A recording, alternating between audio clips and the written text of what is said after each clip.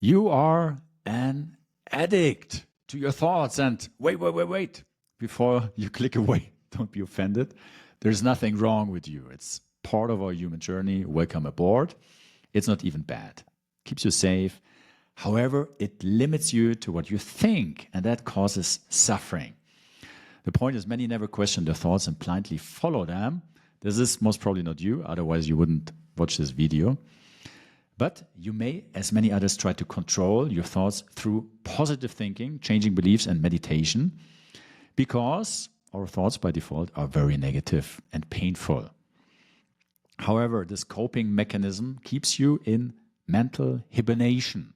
So I want to share a painful lesson so that you can learn from my errors and really start harnessing the full generative force of your mind. Daniel Kahneman said, we apparently think more than 20,000 thoughts daily, and you, as me, most probably are not noticing them all because they're repetitive, and that's why we don't really question them all. We're just used to them, and so they become our echo chamber and really shape our story and perception. So why is this relevant? Because by default, they are really negative, self-limiting, and reactive, and you, as I, as most of us, we just buy into them until we don't.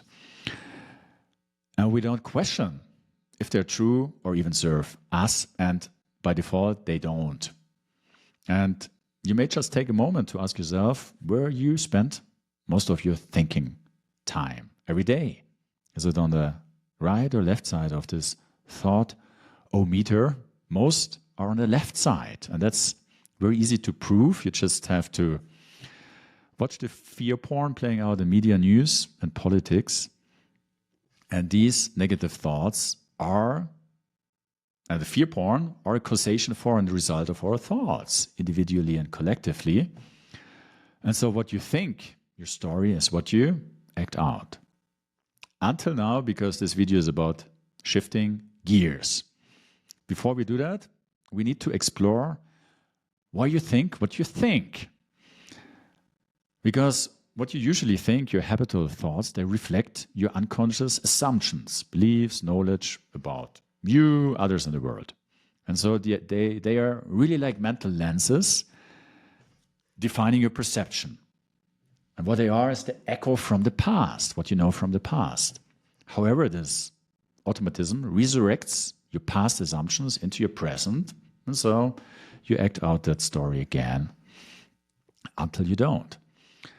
And this is problematic, or very worth becoming aware of, because epigenetic researcher Dr. Bruce Lipton estimates that plus 70% of unconscious beliefs are self-sabotaging, negative, and destructive. And that can sound like, wow, I'm unworthy, I can't do this, I don't deserve this, I'm wrong, I'm broken, I'm a failure, I'm a fraud, I don't have enough time, money, confidence, knowledge, I cannot trust myself, I cannot trust others, I really don't know how to do this, this would be too good to be true, I have no other choice, I have to, I must. And the point is, these thoughts are not true, but you might, as many, believe them, and that's why they're called belief, because they seem real. And if we do that, if you're stuck with that, they become self-fulfilling, because you then react them out, and through that they reconfirm what you believe. And this leads to this vicious circle, which you can see your beliefs, they trigger your emotions, which trigger your thoughts, you react to them through your actions, which leads to your results, which then reconfirm what you believe. And as most of the beliefs by default are very negative, it leads to a negatively distorted life experience that is driven by fear and really about coping and conforming at its core.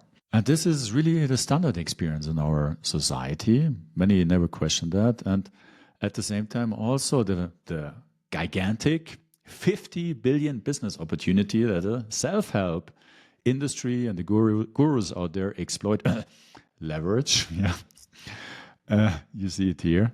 And what they tell you is, think positive, be limitless, reprogram yourself, magnetize your mind, heal your inner child, just believe in yourself, crush your fears, break the pattern, Be present, be grateful, practice mindfulness, and so on, and enroll you in their courses and modalities on affirmations, visualization techniques, personality typing, meditation practices, mantras, reprogramming your subconscious mind, belief and shadow work, and so on.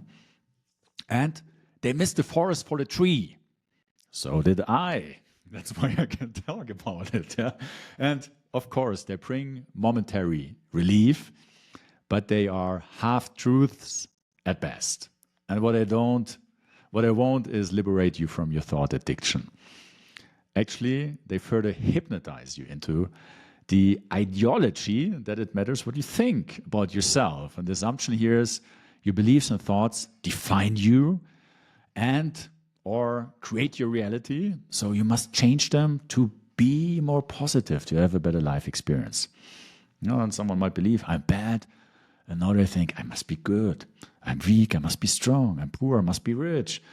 I don't love myself, I must love myself. I'm lost, I must have orientation, and so on. And this road neither leads you to freedom, nor to harness the full generative force of your mind. And that's why you have to take more courses, or keep meditating, get deeper healing, or more reprogramming, believe more into yourself, think more positively, or eventually you give it all up and fall back into negative thinking. So this is all a big coping mechanism and an expression of self-manipulation. And you might argue, well, but Simon, that sounds so logical. If beliefs trigger my thoughts, let's change, fix, reprogram, and get rid of them for once and for all. And I will tell you, no, it's a dead end. Because it's based on the misconception that beliefs matter. That's why you must change them. Only then you can have good thoughts and emotions. But here's the thing, as long as you do that, you still identify with them and you react to them. That's what you do. So you still buy into them, you're still addicted to them, and you stay trapped. And also you miss out on a truly generative mind. So did I. I bought into this very compelling narrative and I paid dearly, literally. A few years ago, I made a calculation. I spent more than $500,000 on personal development, healing, belief work, etc. I tried to fix myself, tried to overcome low self-worth, change my habits, bad habits. Tried it all, affirmations, all kinds of self-help methods, psychedelics, etc., meditation. And of course, they expanded my awareness. I learned a ton, but nothing brought lasting change. And so despite outward success and status, I still felt like an imposter. And I hid behind an arrogant, all-knowing facade and really felt empty inside. And things with every modality, they seem to work temporarily. But when I stopped forcing it, holding it together, controlling it, they fell apart. And then in 2019, I had this big epiphany. At first, I realized how incredibly negative my daily thoughts were, and that my decade-long efforts to control, cope, change, and hide them hadn't worked. But I also realized, wow, these are just thoughts. Fundamentally, they don't mean anything. They only reflect my conditioning, but that's not who I am. No, so these thoughts, they in no way define me, what I love, what's possible, nor who I am. And literally, I had a big laugh. I was like sitting there and I was like thinking, who the fuck cares about my thoughts? And this was a big wake up from my thought addiction. And so my invitation to you is, it doesn't matter what you think about yourself. And the wise man Einstein said, no problem can be solved from the same level of consciousness that created it. So you can't change your beliefs by working on your beliefs. You can't change your thoughts by working on your thoughts. But what you can do is step beyond. And that needs a little bit of explanation. So stay with me. Here's an essential truth. The mind just does what you instruct it to. It works flawlessly, perfectly, every single time, without exception. So your thoughts, the thoughts you have on a regular basis, they're simply a reflection of your focus, the job you give your mind, and your thoughts reflect that. And it's also worth noticing the seemingly small differentiation, but profound in its consequences. You have a mind, you're not the mind. Your mind is a tool. And so as you can see here, you basically have two options. You can give your mind two jobs. Job one, you see on the left side, is primary focus on why or how.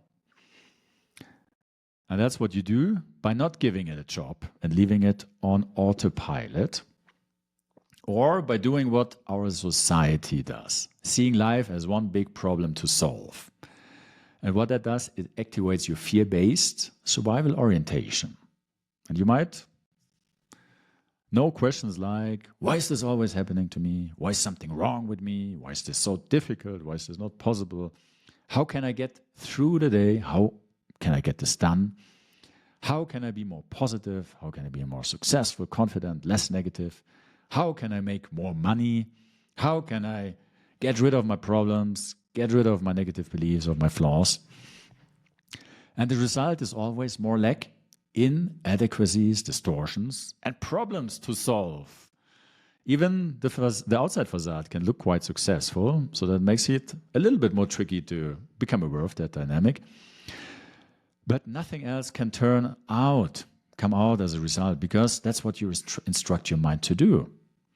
And your mind follows unconditionally. It works perfectly, and you end up with more reactive and negative thoughts. And so at times, of course, we need problem solving, but it's not a good, sane, primary orientation in life. Much better is job number 2, which you see on the right-hand side, a primary focus on what. So here, important, put your problems or circumstances aside, and regardless of your thoughts, beliefs, or knowledge, ask yourself, what is true? What do I truly care about? What do I love? What do I want to experience today, in my life in general? What do I want to create? And what that leads you to is to step out of your thoughts into reality. And reality is life is not a problem, neither are you. You and your mind are not broken. Beliefs are just beliefs, really just assumptions about reality, but not reality. There's a big difference. And when you do, love becomes your driving force. And you're now oriented by what you truly care for, independent on what's happening around you. And that's when you start harnessing the incredible generative force of your mind. And logically, many problems take care of themselves and disappear. And really now your mind serves you. It comes up with all its creative force, insights, inspiration, intuition, ideas, synchronicities, resources, because your mind always follows function. And now you actually can become positive. And that's what many people try to be and think positive. And what they actually do is avoid negativity. And that means they're actually not positive. They're negative against negativity. And a truly positive person has no problem with negativity. Might be not their preference, of course, it isn't mine, but it is what it is. And that's presence, real positivity. And that's also where your power resides. And avoiding negativity by trying to be positive is a coping mechanism and everything but positive. It's an expression of powerlessness. And so my invitation to you, better aim at being true than positive. And as a side effect, you're becoming positive. And eventually your thoughts will reflect that. Because all you ever need is the truth. The truth sets you free. And that's contrary to many business models in our society, which are not based on tell the truth, but create a perception, cater to people's thoughts. And if they didn't, we all wouldn't need all the courses and coping mechanisms, because people would become self-generative and sovereign. So that's not very frequent out there, but it's the only way. The truth is the only way. And if you, at this point, might ask yourself, okay, Simon, how can I do this? I want to do this practical and tangible for you. So I have a simple yet effective process to step out of negative thoughts and start harnessing the generative force of your mind. You've seen on the slide before, it's about shifting your focus from how and why to what. And this is a skill everybody can learn. And this simple process helps you doing that, to start using your mind for you instead of being a slave to it. Step number 1 is awareness. So you must see what you think, feel, and believe. Otherwise, you're subject to it. It's about making the unconscious conscious. Every time you experience a charge, conflict, get stuck in a pattern, have a negative loop, a problem, zoom in and become aware of the underlying belief. Step 2, acceptance. You don't need to like what you think or believe, but you must accept it for what it is. A belief about yourself, others, or the world, most probably unwanted. And you must be fluent in your beliefs. Don't try to change them or hide them, because what you resist persists. Number 3, reality check. Don't get lost in your belief. Now that you've seen them and know them, you need to see them in the light of reality. And recognize and realize that the belief is just a belief, an opinion you have, but what you have is not who you are. And it's very easy to prove. You might have a car, you have a body, you have thoughts, but you're not what you have. You're not your car, you're not your body, you're not your thoughts. You must acknowledge that. Do the reality check. And then transform. Step 4. Now that you've seen what you believe and think, acknowledge that. Change gears and focus on what you truly want to create and bring forth into your life as an experience. And then choose it and act accordingly. And if you do, over time, you will see magic happen with your thoughts. They will reflect your actions and your focus. So there's a little bit more to harnessing the full generative force of your mind. And that's what my upcoming free webinar will support you with. It's about the blueprint to unlock your creative power and freedom, to experience a life with joy, purpose, and presence. You can sign up here, and I look forward to seeing you there.